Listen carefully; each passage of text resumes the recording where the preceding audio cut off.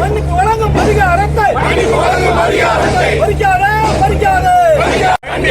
கண்டிக்கின்றோம் மத்திய அரசை கண்டிக்கின்றோம் என்று சொல்லி போராட்டம் ரயில் மறியல் போராட்டம் முற்றுகை போராட்டம்.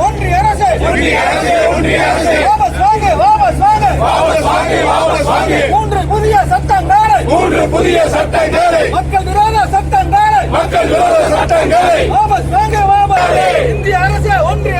இந்திய அரசு ஒன்றிய அரசு பறிக்காதே.